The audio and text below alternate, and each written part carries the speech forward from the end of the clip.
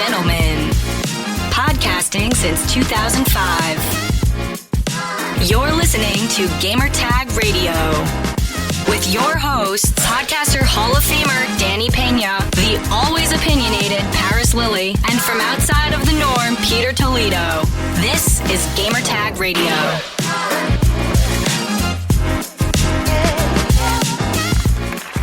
Welcome to Gamertag Radio, episode 1214.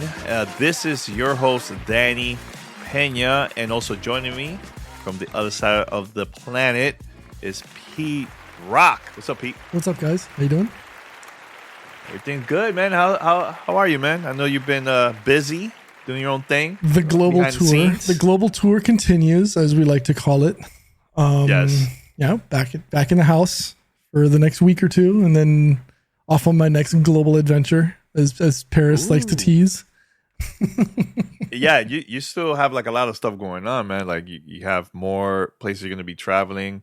Is there a place you haven't traveled yet you would like to go? This is like you always out of town. I'm doing that next week, I think. Really? Going to Croatia for a week, and this is actually not a work-related trip. It's actually a vacation, so I actually get to go and take time off and just chill, and hopefully work doesn't send me an email or whatever that I have to come back home. But yeah, looking forward to it. It's, like I said, was it 2.5, 3 years ago when I left that, I don't know when I'd be on. This is that time. This is what it's like working on my job. I actually have to pay attention to the days that I leave and the amount of time that I'm out of country, because then if I'm gone too long, I could potentially endanger my work visa for being out of the country too long. So I have to be cognizant, track my travel, and make sure that I'm not gone more than half of the year. But, it's one of the benefits and perks of doing what I do. I get to travel. I get to go to countries that I've never been to. I mean, just in the last 2 years, or in the last year, like London, Singapore, Venice, Morocco, going to Croatia next week. Obviously the States. Nice. Been to Germany. It's just insane. And just being in the center of Europe where I'm at, I can jump on a train and within 3 hours I could be I was in Spain, earlier this year, Spain last year, going to Spain next month. I could just jump on a train or be on a 1 to 2 hour flight and be in another whole other country. And it's wild where you do that in the States and like, okay, you're back in the United States again. You don't really leave. Unless you're in like one of the periphery states, right, where you can jump to like one of the islands if you're in Florida, or maybe jump over to Canada if you're in the upper part of the country. Here, it's like I can jump on a plane or a train for a few hours and I'm in a totally different culture that speaks a completely different language, totally different religion, social structure, and it's cool, right?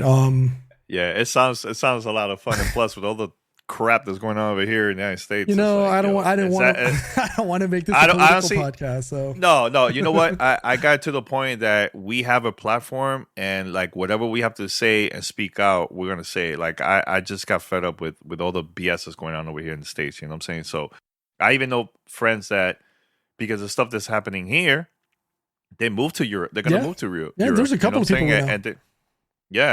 So for this episode, we have a couple of things. Like the news has been very light. I'm gonna keep it real. Like there's nothing really, and it usually happens when every time there's a summer event. Right after that, it's very quiet until like around August. That's when Gamescom pops up. So I mean, there's gonna be a couple of games that's coming out this summer. So we're gonna be talking about those reviews, and we'll talk about it on the show and everything, right? But August, Gamescom, that's happening. Are you planning to at least try to attend, Pete, to Gamescom at all? No, it's going to be difficult because, like I mentioned a few minutes ago, I'm not going to be in this part of. I'm not going to be in Switzerland, right? Which is like one country over. It's a few hours on a plane. I'll actually be off to the other side of Spain. I'll be in Madrid, helping my daughter move in. So, dope. It's okay, and I think we talked about if you can, this, it's all good. I think we talked about this on the last show, or it's just like or I think we might have been even the pre-show. It's just that time period is really difficult. I would love to, and it's kind of like I don't even know how to say it, but it's kind of like counter. I finally get an opportunity or a chance to be at Gamescom because it's right there. It's just a few hours flight, and I can't. Right, I'm stuck in Switzerland, with the air quotes. But actually, I won't even be stuck here. I'll be in Spain. I'll be in the opposite direction. But some things are more important. Some things come up that Of course, yeah. Helping your daughter. Hey, look, it's not the only Gamescom or it won't be the only first. event. It won't be the first. It won't be the last. Now that things are opening up, hopefully we start seeing more and more in-person events, more large-scale events like Gamescom happening. We'll see. Fingers crossed. Yeah. I'll let you know if there's anything that I hear in advance. Ooh. Yeah, ooh. You never know. All right, so head over to gamertagradio.com. Listen to our past episodes. We have tons of episodes, and shout out to everybody that have been subscribing, following us, retweeting about it, listening to all the shows, and the most important thing, I'm very, very happy to see that people are still posting the reviews, no matter if it's Apple Podcasts or Spotify. Make sure to do that. It will be very helpful for us. It's going to get the word out about GTR. And we got some cool stuff coming up. Very cool stuff. And I can't wait to talk about it in the future. So make sure to find us on any podcast app. Just search for Gamer Tag Radio. Also, if you'd like to be part of our fan mail discussion, which we have a voicemail, which I'm going to play it, and we're going to have a long conversation about this. We have emails, and we have a couple of topics, too, that we're going to talk about in this episode. So if you'd like to be part of our fan mail discussion, here's how you could contact us. Send us your feedback or questions. Give us a call at 786-273-7GTR. Email us at fanmail@gamertagradio.com or leave a message on speakpipe.com/gamertagradio. All right, Pete. So like I said, we have voicemails and everything. And look, usually we just start the conversation with news. Like I said, it's very light this week. So I think we should start with fan mail. What you think? Let's do it. All right, let's do it. And it's time for fan mail. See, Pete usually used to do the echo. I could do it. I could do it. He doesn't do that anymore. Mail. It never came out. It sounded very weird. It was just you saying fan mail. And that's it. Wow. It's been a while. I haven't played with it. I haven't done that in a long time, so I'm not going to bother. Oh, well. Move on. It's all good. Skip. All right, so we're going to go with this voicemail from the one and only Keon. He always sends us stuff. I know he sent this a couple weeks back when the Xbox Bethesda showcase happened. So I'm going to play it right now, and we're going to talk about it. Woo! What's going on, brothers? What's happening? Danny, Pete, and Paris. This is Keon calling from Baltimore. Did you brothers see that Xbox showcase? I mean, golly, I don't know. Whoa, that was rough, brothers. That was a rough showcase. My score was a 4 out of 10. They showed too many AA games, not enough AAAs. This thing, what I don't understand is it seems like the Xbox is turning into more and more of a PC when it comes to gaming versus being a console. I understand they say PC is Xbox and Xbox is PC, but they taking this too far. None of those games on that showcase did anything for me. I saw Starfield. That did not move my barometer. I understand why they got that in the oven cooking. That frame rate, that was rough. It's just so frustrating as an Xbox fan that every year we say this is going to be the year. This is going to be the one. This show got progressively worse as it continued on. I mean, we didn't see Fable. We didn't see Senua's Sacrifice. We didn't see any of these games from these studios that Microsoft purchased back in 2018. And that one game that we did see from, I'm forgetting their name, they did the Fallout Vegas. I said, good grief, this thing looks like Paper Mario. I don't know what's going on over there at Xbox. Nothing showed off the power of the Series X. That 12 teraflops of power is going to waste. 4 out of 10. I would love to get you guys ideas and what y'all thought of the show, but man, Xbox is looking bad. You guys are awesome, though, and with that being said, you guys have a good day. All right, Keon. Give me 1 second. Give me 1 second. There you go. Now it sounds good. Keon, I totally disagree with you. Totally disagree with you. And by the way, in real time, I fixed the camera. It froze. I don't know what happened there. For those who are watching Twitch, I apologize. Yeah, Pete, I totally disagree with Keon. I really enjoy the presentation. I watched it live at the venue with Rihanna, Paris, and a couple of our friends from the gaming community. We were there at FanFest. And let me tell you, it's different when you watch it live. First of all, you see it in 4K. When you watch the live stream, the live portion of the showcase is going to be 1080p. But then after the showcase, you will see the 4K version, and it looks totally different. That's number one. Number two, remember, we still in a pandemic. Not every studio is 100% working from the studio. Some of them are working from home, depending where around the world. And a lot of these games are still getting delayed. So with the amount of content that they show from now for the month of June and all the way to next year, 12 months overall, I think there's great content. It doesn't have to be every time a company, no matter which company it is, it doesn't matter if they always it has to be like AAA content. It could be AA. It could be indie. Years back, I remember going to a press conference and they showed Alan Wake for the first time. I didn't like that presentation. I thought it was horrible. Hated it. The game came out. Is one of my favorite games that came out for the Xbox 360.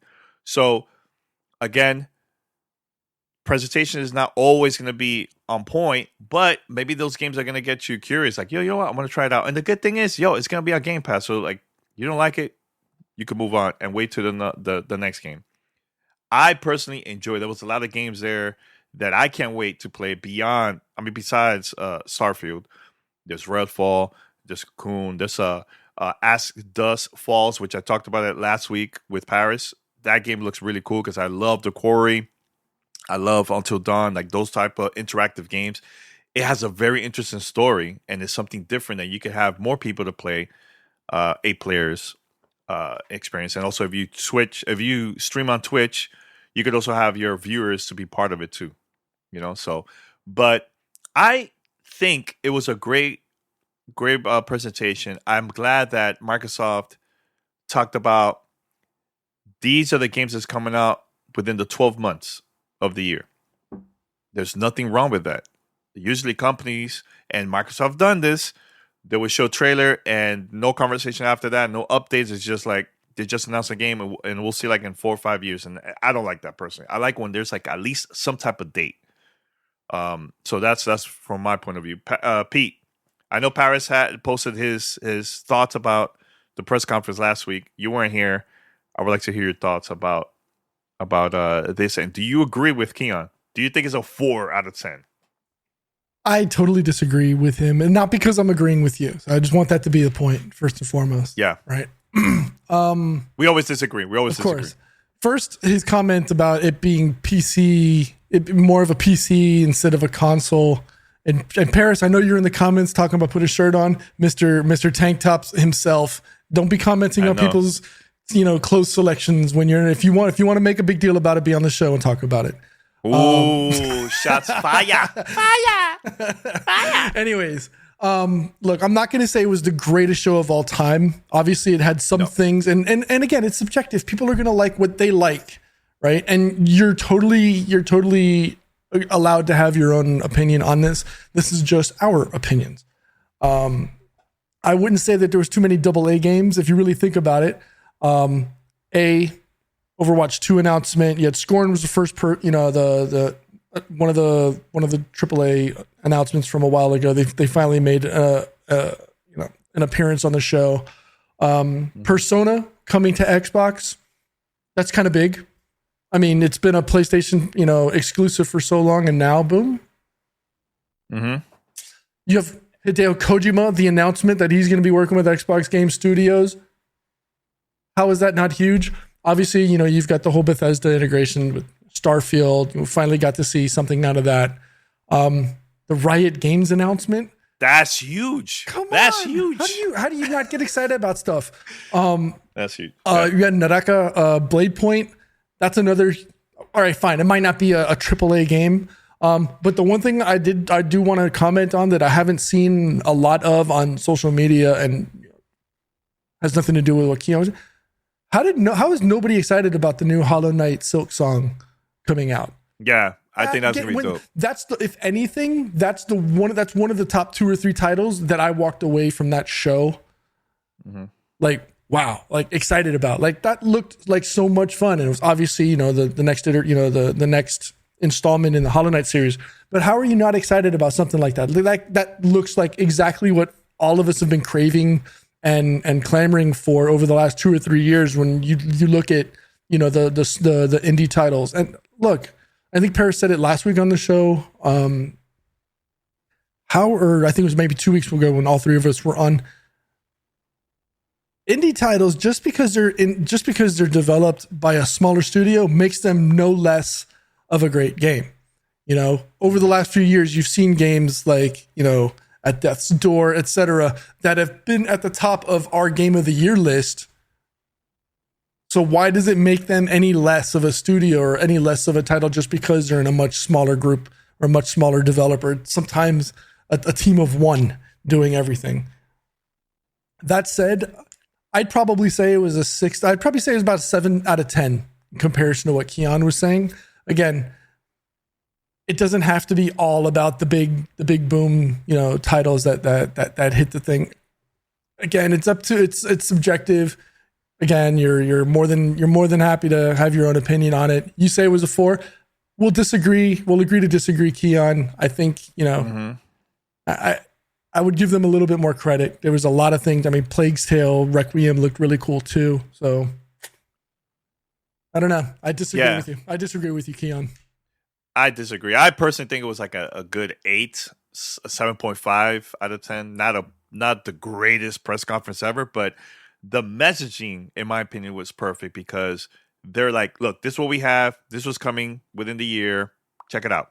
Game Pass, Game Pass, Game Pass. Plus, adding those announcements that you just mentioned in the beginning, Pete, those are huge, huge announcements. Especially Riot Games coming to Xbox Game Pass. I think that's huge, especially for the Xbox Game Pass PC side, which they need to add more content in that. Like the console, there's content on the console. The PC side is where they're having issues, and now they're making these power moves. I think it's going to help out to get a lot more people to sign up on Game Pass on the PC. And plus, the thing that we haven't even talked about, Pete, having Samsung, the playable app there for stream, which it wasn't mentioned during the showcase. That was something that we got to see before the showcase, and a couple other things that that Xbox also announced for the media and content creators. We got to see it earlier.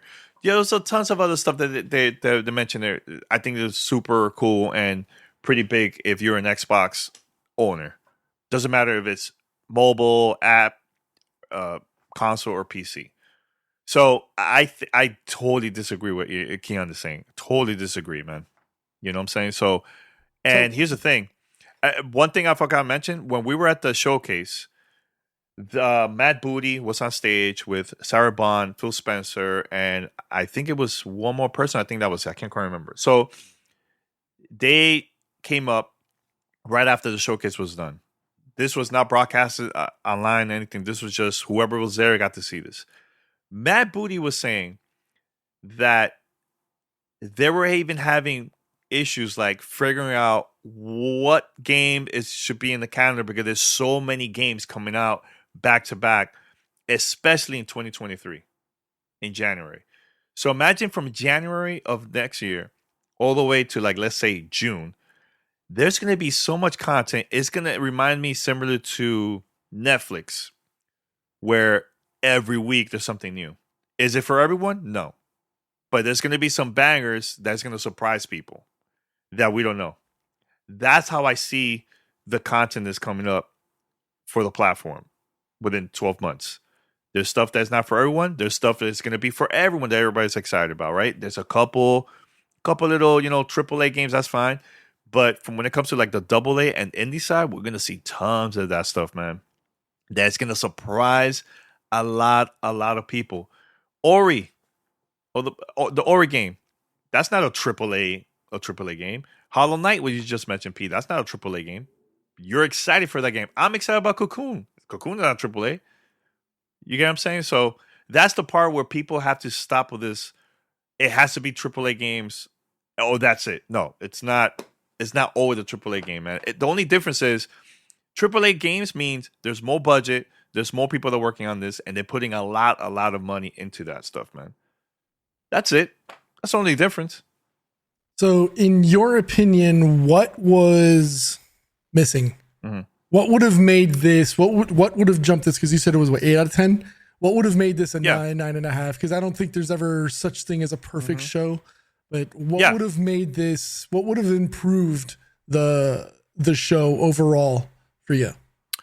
For me, and look, this is stuff that were announced the past 2 years. I would like to see some type of update, which I doubt was going to happen. Look, we even had a bet, me and Paris, with Avowed and Fable. There was nothing about that. Yep. And which is fine. We get it, dude. We're in a pandemic. Every company is going through this, man. Nintendo's going through this. PlayStation is going through this. Every third-party company, indie companies, everybody's going through this, man.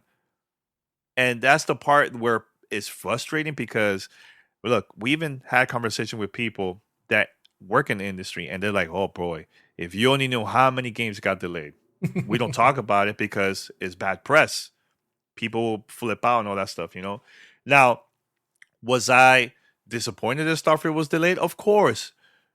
But I understand where they're coming from. Do you want a game similar to what happened with No Man's Sky and Cyberpunk? When it came out, people weren't happy about it. It was buggy. The experience was just terrible. Mm-hmm. Now the games are better. It took a while. But let me tell you, the first thing people are going to remember, Pete, is when those games come out day one. People are always going to remember that, man. They're always going to remember that. Doesn't matter how it is now. It's always the first day. Is it good? So that's the only thing. If we would have seen at least updates or something about those games, I think it would have been a lot better, And I would like to see some other games that I would like to see a return, like games like Megasalt or, Jet Set Radio and stuff like that. But that's not going to happen. That's just me as a fan. You know what I'm saying? So that's all. But I think the messaging was great. People are just being very, very, very picky of all the stuff, man. Well, again, it goes back. It goes back to the whole 12 months thing. I think, and for a lot of people, right? The biggest complaint for a lot of people is and you mentioned it earlier, is that they're always talking about the next 3 to 5 years, which was great a few years ago when they started making all these studio acquisitions, because it takes time for that development cycle to get across. Now we're hitting that 3 to 5 year window that is necessary for games development earlier on. So now we're starting to catch up. Now we're starting to see the title announcements. Now we're starting to see the content coming out for the next year, et cetera, which is why we're going to start seeing the Avoweds and, Fable 4, The Outer Worlds 2, which I think is another title that I was hoping to see at the show that we didn't catch anything of.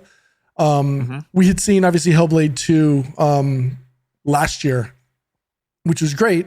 And we got to see the development of stuff. So it wasn't like it was like absolutely necessary. I think they missed an opportunity to give us an update on what's going on with Halo Infinite. We know that they're lacking in content. Their seasonal updates is not enough. That would have been, they didn't even have to give us like a 10, 15 minute explanation. They could have just done it with a quick, 30 second, hey, we know you're we know you're waiting on it.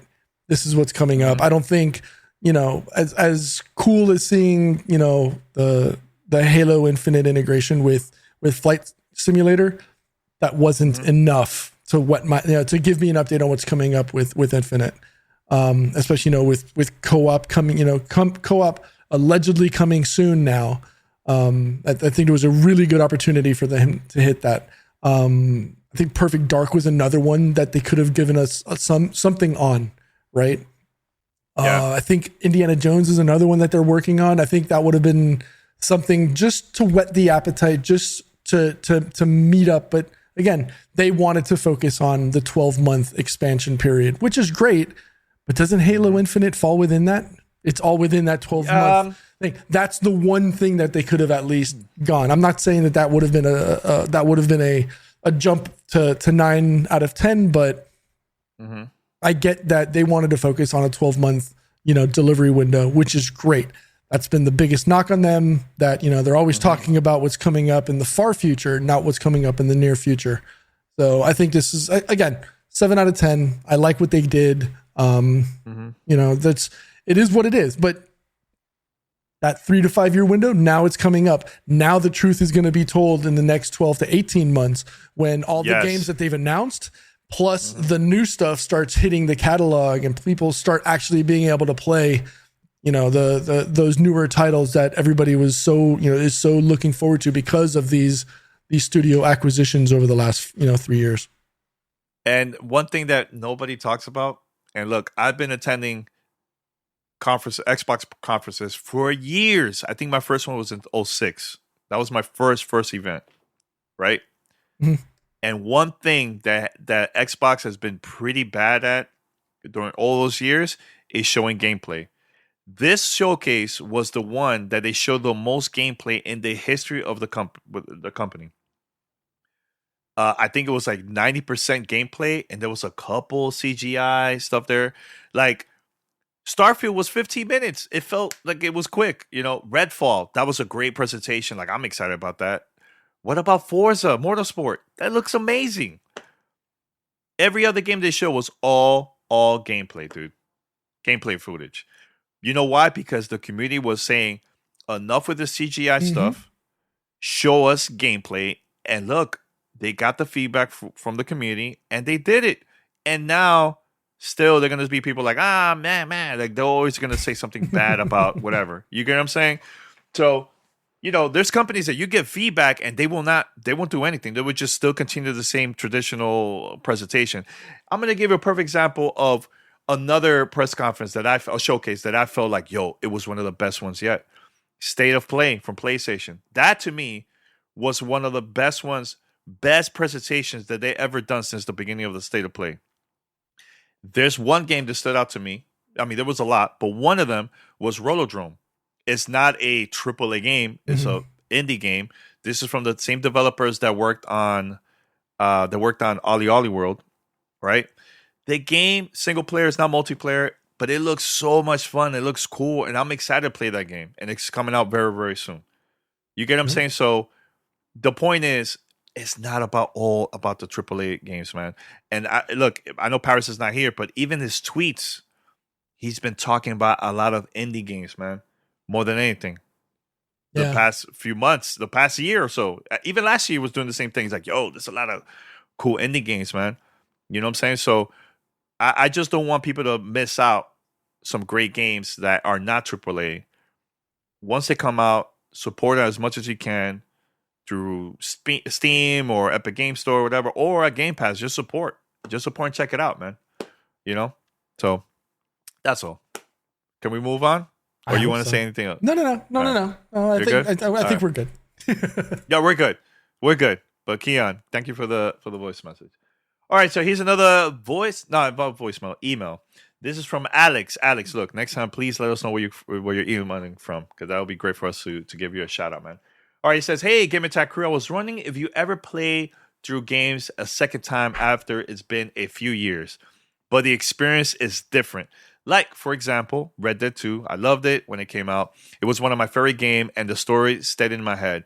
I recently tried to play it again, but was bored with it very, very fast. But in some games, it's the opposite. Do you guys ever experience that? Pete, what you think? Thank you, Alex, for the there's so many games that I want to try and play a second time, but unfortunately, I don't have the. Oh, Danny just disappeared. Yeah, I know. I'm here. I'm still here. Sorry. But unfortunately, for whatever reason, I don't get the same vibe. I guess same as you. I guess the best example of that would be BioShock Infinite. It's one of the few games I've actually played through several times. I tried to do that again with Cyberpunk 2077 because I really did like the game. It was enjoyable. I put it as one of my top 5. But after going through a lot of the story mechanics and things, you kind of already understand the what the game is all about, what the narrative is, what the story is, and what they're trying to get across. So it's really difficult to get back into the excitement of the story of, oh wow, look, what's this next new cool thing, and what's going to be the twist in the story that you didn't expect. And once that's done, the mystique is kind of gone. You can't really get that again. And that's why I think it's really difficult. And for me, it's probably why I play a lot of multiplayer games or things like that, because I don't have to worry about a story getting spoiled. It's the same thing over and over. But until they come up with like a procedurally generated story arc, it's going to be difficult for people like us, Alex, that don't really go back for that day 2, game 2 experience. I can't do like new game plus experiences because the story. All they do is ramp up the difficulty or make your enemies bullet sponges, etc. And it's where's I don't see the enjoyment of it. I know, Danny, you did Outer Worlds like 5 or 6 different times, but it was the same story every time. What made you keep continuing to come back? Why? Just different decisions, quests that I totally missed out, and also expansion. Like they added some new missions and new stories that I was like, oh, let me go back and play it. Even The Witcher, I know that Witcher 3 came out on the Switch, and I was during that time I was already out there just going out of town and all that stuff. So I will have that Switch with me, and I will play the game. And there was a lot of quests that I totally missed out the first time. That I'm like, oh, let me try this again. But let's say there's a game that is not open world or anything like that. Let's go with Alan Wake. I love the game so much, and every time I play it, I discover a couple of things like about the story. That's so cool. Especially another game like Control. I've done that. Thumper is a different one because that doesn't have no story. It's just the experience. I just love the music, love the boss battles. It all depends. Everybody's going to be different, Pete. For you, you're like, once I'm done, I move on. You never usually will go back and play those like retro games. I usually do that, for different reasons. Some is just to go back and see how well done those games were during that time. Like, play like Streets of Rage 1 and 2. And I just love the vibe, and it reminds me a lot like how was it playing those games for the first time back then. And plus, I'm like, 2022 and the game sounds amazing still. Like, there's different reasons for me, So, but just recently, let's say a multiplayer game, for example, I stopped playing Fortnite for a long time. I stopped playing Fortnite, right? Ever since they added no build. Pete, I've been playing that nonstop, man, and I've been having a great time. Been playing with friends. I bought the season pass. I'm just enjoying it, So, everybody's gonna have different experiences, man. And different reasons why they will go back. And sometimes people will go back and don't have a great experience here. Like again, everybody's different, man. But that's from my point of view. That makes sense. That makes sense. But again, I would love to hear, Paris's side of the story on this one, because I know he's always doing playbacks of older games. I'd love to hear what his thoughts are on this one, and anybody else. What gets you to continue playing? Send that. Talk about it. Let's talk about that in a Discord. I'd love to hear people's reasons or reactions as to why they do that. I know I've done that. I think the most recent game I've done that would probably be the Halo titles. When they started releasing them out on the Master Chief Collection. I know I've done a couple of streams for the show here where I'll just go back and I've gone through, whether it's with my son or with whether it's with folks from the community, and just go through, I I think we stopped at Halo 5. I think that was the last one we did. And I don't even recall if we finished it. Right. But you know, that's something I'd probably jump in and do for Infinite when it comes out, just to do the co-op experience, because for me, Halo is always more fun as a co-op experience. Right. Yeah. So I think that's going to be the next one I do. And obviously, you know, on Legendary with skulls on, etc., just to make it, you know, more fun and interesting. But I don't know if I don't see myself going back to single player games, more so a co-op or multiplayer experience. Yeah. I think there's a couple of games that I would like to try out, especially when they're porting it for the first time. So like, let's say the Switch or now, you know, which we're going to be talking about this in a few minutes, but on Steam, I just started playing a lot of games on PC, and I still play my consoles and everything. And there's games that I'm like, yo, you know what? Let me experience this on a PC that's going to look a lot better than a console. Let me try it out. Let me put the settings all the way up to see how it is. And I just want to see the difference between that and like the console version, you know? So like I've been playing recently the Final Fantasy VII remake. I've never played it when it came out on PlayStation. This is like the first time for me playing it. I'm enjoying it, having a great time. It's on sale. I downloaded Horizon on PC, God of War on PC.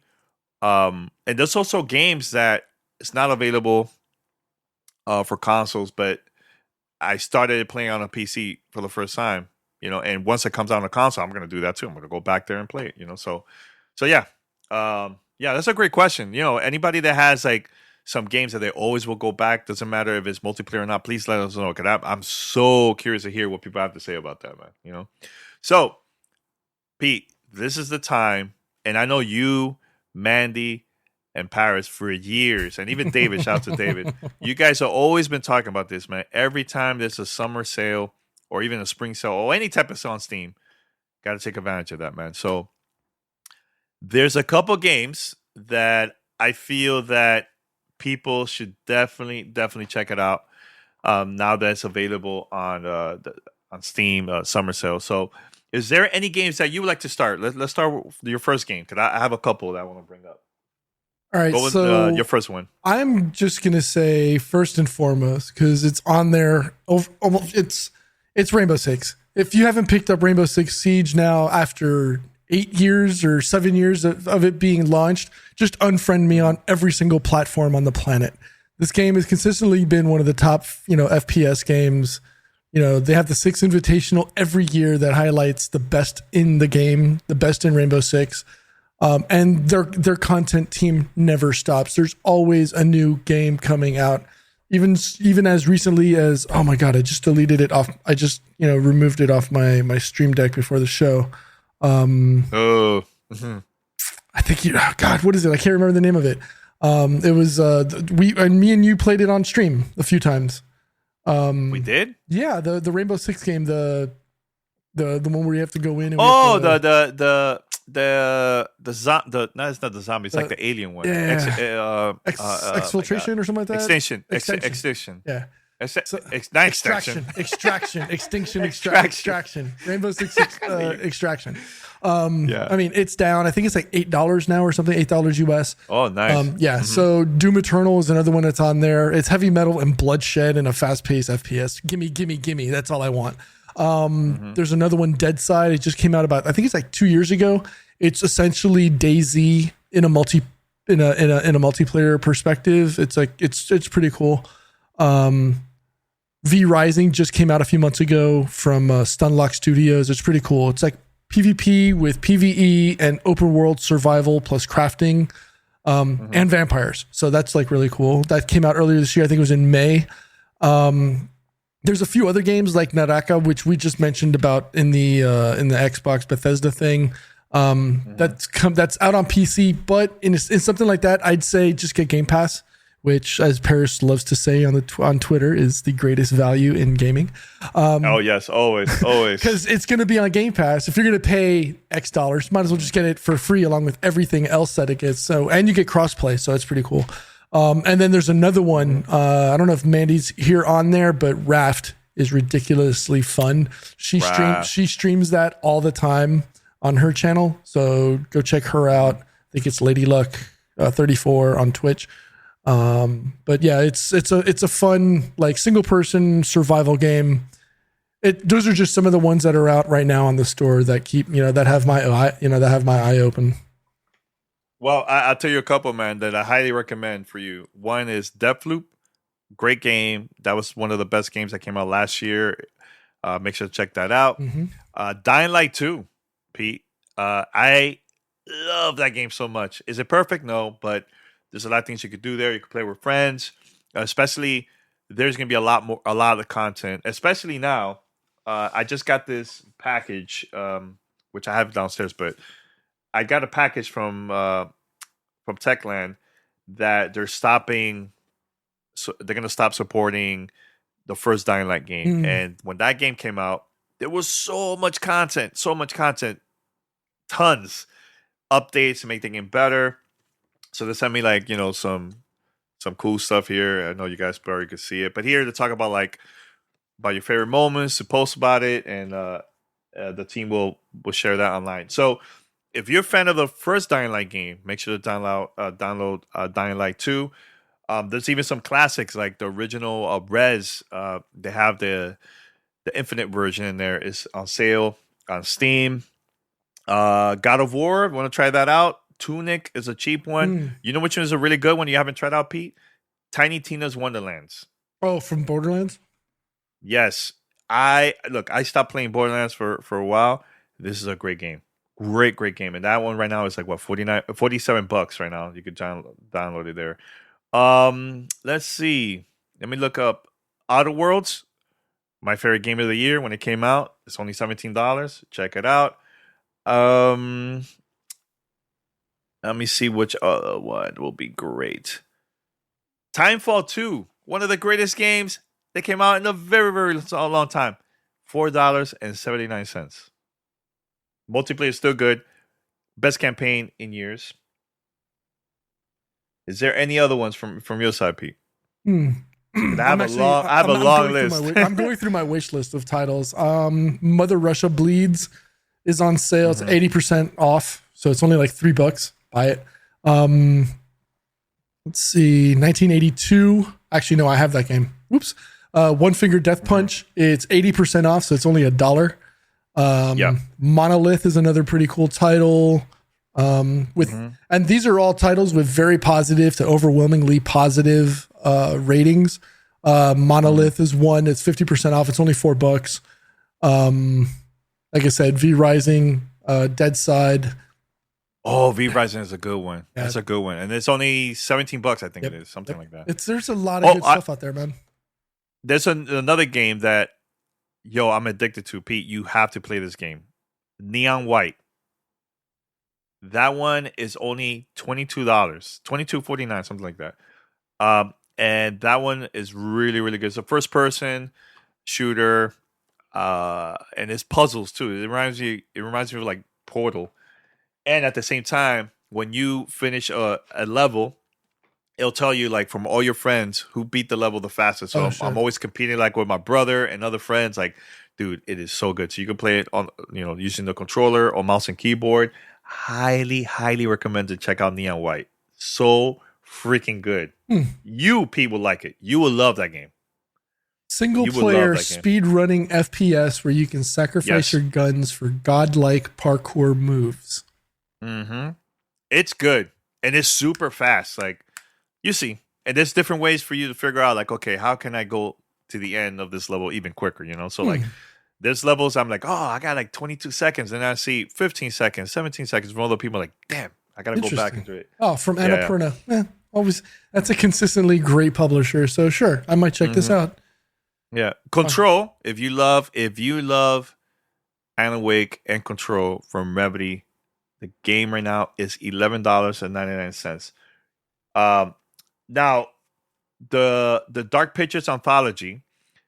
If you're a fan like of Until Dawn or The Quarry, they have a series from the same company, Supermassive Games. They have multiple games there that is also on sale and is up to 67% off. So make sure to check it out. 67% off. That's pretty cheap. Very, very cheap. Another game that's pretty good, Pete. Resident Evil Village. Instead of $59.99, they have it now for $29.99. So look, there's so much content. There's so much stuff in here that I think people are gonna have a great time. Like, and there's all type of genres there, man. Whatever games you're into, man. So yeah, this is a pretty good deal, man, for Steam. I think, So, anything else, Pete? No, I think that's it. I mean, again, if you just go to your Steam page, you can always find. If you can just go to the store on Steam, you'll always find stuff. And they've got it this year. The way they've got it laid out is really cool. Where they've got, games under 10, games over 75% off, the top sellers, things that are on your wish list, DLC for the games you currently own, which is pretty cool. And then just all the featured franchises of stuff that you want to buy. Again, this is why Steam is the Steam sales that come up. This is why it's one of the most dangerous things in gaming, because it's just ridiculous. It adds to the It adds to the backlog of games you'll never play. It's phenomenal. Yeah. All right. So before we wrap it up, very quickly, there's a rumor that might be a Nintendo Direct this week. Don't know when. It might be Thursday, might be Wednesday. Major rumor. Don't know if it's going to be first party or third party. We don't know yet. So hopefully, fingers crossed, that happens, because Nintendo's been very, very quiet. We'll see if they show something, man. So another thing, which this is also another rumor, and this is a great conversation I want to end with Pete, because Pete and we got to play this game at E3 years ago, and it looks like it might happen. The reveal of Skull and Bones, Pete. I still have my shirt of Skull and Bones. This is from Ubisoft. We might see, there's articles online that we might see the return of that very, very soon. I mean, I know Ubisoft a couple months back said that they have multiple games coming out this year, and one of them is Skull and Bones. I wonder how different that game is going to be compared to the one that we got to play years back at E3. This was E3 2018, I believe, was the last time we played it. So I think, or 2019. When we were doing our showcase conversation, obviously, there were some that we didn't talk about, because Ubisoft had come out with the statement that we're not going to show anything during the summer showcase. But Skull and Bones was on my list of things to talk about, because there was a leak just a few weeks prior to that kind of spoiled the surprise of what to expect. Knowing that this was being developed by the same team that did Black Flag, which single-handedly probably the greatest nautical video game of all time. I know some people are going to say Warships, but whatever. All the fun that the three of us have had over the last few, Ubisoft showcases that we've attended, we're always playing that game, and it's always been a blast. So I'm looking forward to that. The one title that from Ubisoft that I am anticipating, to see outside of The Division Heartland, Avatar Frontiers, obviously the new Mario Rabbids Sparks of Hope game, is Beyond Good and Evil 2. What the hell happened to that title? I know. Once Michael Ansel left in 2020, a lot of the game disappeared with him. But I'm still holding out hope that we'll see this. Does that game officially become the Mount Rushmore of games we'll never see, like Half-Life 3? There was so much anticipation for that game, and it just disappeared completely off the radar. Is it gone forever? I don't know. We'll never know what happened, unless somebody gets Michael Ansel on an interview. What happened to that game? Where is it, and will we ever see it again? That's a great thing. That's a great conversation. And then, because if you're watching on stream, the guitar is in the background. As a guitar player, I want to see what's happening with Rockstar Plus. I want more information. I know I got invited. Oh yeah, you're a huge fan. You're a huge fan. I know I got invited to the beta, but for work reasons, I couldn't participate. So I'm hoping that it comes back. I really want to see what happens with Rockstar Plus. I want to see what else they've added to it. Yeah, like John Wiki in the chat just said, if it doesn't ever come out regarding Beyond Good and Evil 2, if it doesn't ever come out, I want a documentary of it. Right. So if that's not bad. That's not a bad idea. If we never see it come to light, and if we can't do something like that here on the show, maybe one of our good friends, we're not gonna throw out names because I don't want to put juju out there. Maybe I want us to do this. I want to do some background on this. Whatever happened to it? Yeah, look at Jang Pao on the chat. Pour one out for 1313, Half-Life 3, Beyond Good and Evil 2. Dude, right? Rest in peace. What's the fourth one? So what's the fourth title that goes to the Mount Rushmore? Because there's 4, right? Those 3 right there. Oh, those are the 3 right there that I would say is the Mount Rushmore of games we'll never see. 1313 was the one that hurt the most because you got to see it at E3, and I remember being that year at E3. Everybody was like, "Oh my god, this new Star Wars game! Oh my god, it's amazing!" I'm like, "Oh my god, I missed it! I can't believe it!" Yeah, I mean, I was sitting there with Mr. and Mrs. Marvel, freaking with Agent M, with Ryan, who was just recently on episode 1 of Miss Marvel. Shout out to him. Yeah, shout out to him. We sat there and watched it, and then our dreams got shattered 6 months later. No, it got canceled. No. You know what? I'm trying to think of another game. Well, if there is a Nintendo Direct this week, which is, let's say it's third party, let's make believe, I don't be surprised if we get to see an update about the Mario Rabbids game, the part 2, because I'm excited to play that game because I love part 1. Part 1 is so good. Like if you have a Nintendo Switch, you need to download that game. It's that good. Even the DLC, it's amazing. So, I think that's the game that I'm waiting for, man. I'm trying to think if there's any other third party games that we haven't heard jack. Besides that, I totally forgot about that. The Division game, Pete. Oh my god, I totally forgot about that. Yep, Heartland.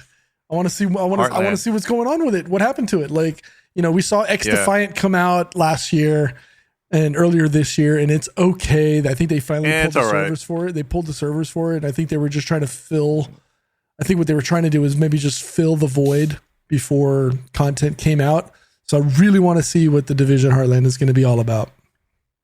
Yeah, you know what? Before we wrap it up, man, like Ubisoft has been kind of the past couple of years, especially now that they're focusing on creating free-to-play games. I think the Roller Champions one has been good. Like, it's fun to play. It reminds me of, like, Knockout City, like that type of vibe. It's fun. But, all those shooters that's free-to-play is not that great, yo. Do you remember back in 2020, oh, my God, what's the name? The shooter, they did, like, a Battle Royale. Oh, my God, what's the name of it? That was so bad. I didn't like it at all. Hyperscape, I think it was called. Oh yeah. It wasn't that bad if you knew how to play it, but it was not. Pete, really? Who the hell was talking about that game? That game is not that great. Yo, I'm sorry, yo. I thought it was okay, but I mean, it wasn't something that was going to pull me off of PUBG, right? Yeah, I don't know. It wasn't that great. And I was like, I like the presentation. I'm like, oh man, this could be good for Ubisoft. And I played it. I'm like, meh. Yeah. So yeah, I don't know if the game is still up. Is it still the servers? I think they cut down. They shut down the servers. Maybe. Yeah. All right. Well, we're gonna wrap it up here. This was a great conversation overall, Pete. Thanks for recording. I know you're gonna go on vacation. Mm-hmm. I hope you have a great time on your vacation. Shout out to Vitz Paddle. That's his name. We just had a raid here. Oh, really? So, yeah, we just got a raid here. Oh, thanks for the raid. Shout out to you. Yeah, it's a great conversation overall, man. So everyone, make sure to head over to gamertagradio.com. Listen to our past episodes. You can also find us on any podcast app. We're there. Make sure to subscribe, follow us, and also post your review, written or just select the stars, 1 out of 5. Make sure to help us out. The more you do that, the more it's going to help us for other people to discover us on these podcast apps. It's very, very helpful. Please. Also, if you'd like to be part of our family discussion, here's how you could contact us. Send us your feedback or questions. Give us a call at 786-273-7GTR. Email us at fanmail@gamertagradio.com or leave a message on speakpipe.com/gamertagradio.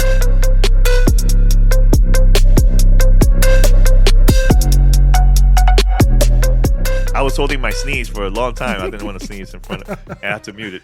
Woo! All right. So until next time, Pete, enjoy your vacation. Oh, I will. We're out. I will. Peace. Thanks for listening to Gamertag Radio. Be sure to like us on Facebook and follow us on Twitter.